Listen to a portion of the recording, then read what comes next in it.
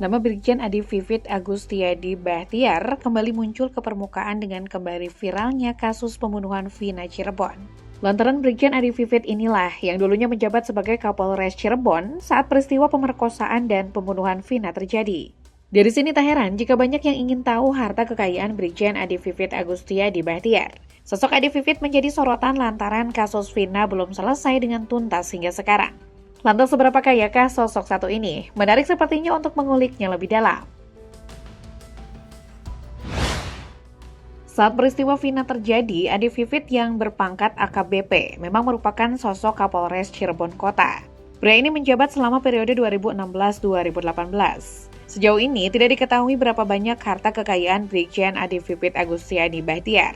Namun jika merujuk pada Peraturan Pemerintah Nomor 17 Tahun 2019 tentang perubahan ke-12 atas Peraturan Pemerintah Nomor 29 Tahun 2001 tentang Peraturan Gaji Anggota Kepolisian Negara Republik Indonesia, gaji pokok Kapolres atau AKBP hingga Kombes adalah berkisar pada Rp3.093.900 hingga Rp5.243.400.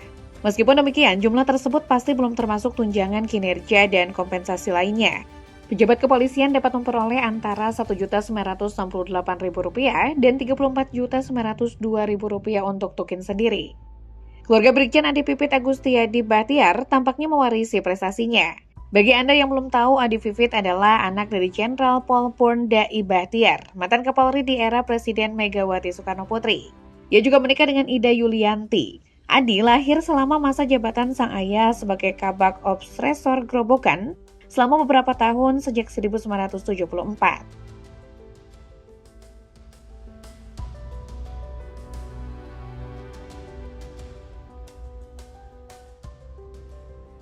Adi Vivit Agustiadi Bahtiar yang lulus dari Akademi Polisi pada tahun 1998, memulai karirnya sebagai anggota polisi di Jawa Barat sebagai Samta II Polres Cimahi. Kemudian, Kanit Curanmor Satreskrim Polres Cimahi dan Kanit Patwal Satlantas Polres Bandung Barat. Adi Vivit Agustiadi Bahtiar kemudian diangkat menjadi Kapolsek Wonokromo Polresta Surabaya Selatan. Kasat Reskrim Polres KPPP Tanjung Perak, Kanit Moneter Perbankan Subdit Ekonomi Polda Jatim, dan Kanit Ekspor Impor Kasubdit Ekonomi di Treskrim Sus Polda Jatim tugas di wilayah Jawa Timur. Di tahun yang sama, Adi Vivit Agustiadi Bahtiar diangkat menjadi Kapolres Tegal dari Polda Jawa Tengah.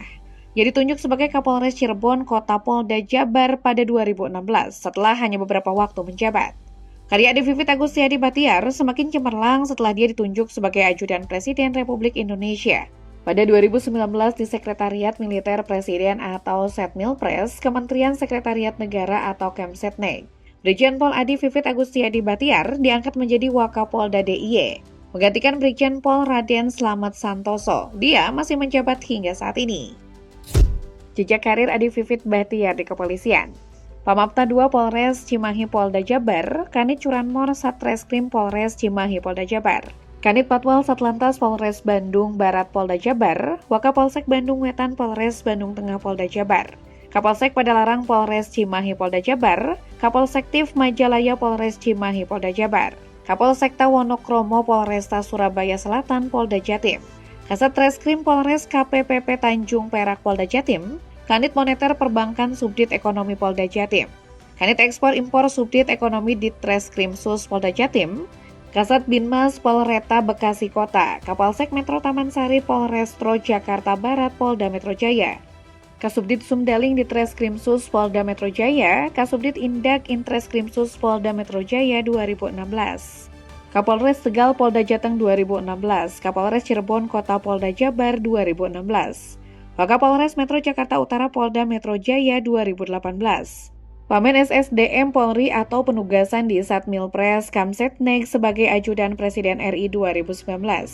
Dirtip Cyber Bareskrim Polri, Wakapolda DIY 2023.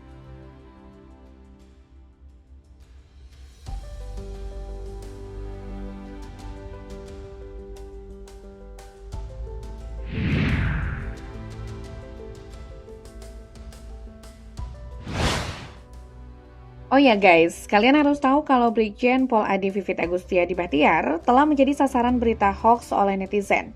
karena dia adalah saksi dalam kasus Vina Cirebon.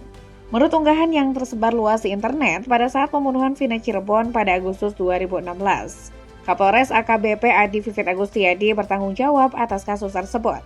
Pada saat itu AKBP Indra Jafar adalah Kapolres Cirebon Kota. Itu tidak benar. Pada kejadian kasus Vina, Kapolres Cirebon Kota waktu itu adalah AKBP Indra Jafar. Selanjutnya kasus Vina ditarik ke Polda Jabar sehingga berkas perkara beserta para tersangka tidak ada lagi di Polres Cirebon Kota. Tutur Brigjen Adi Vivit saat dikonfirmasi di Surabaya, Sabtu 1 Juni 2024.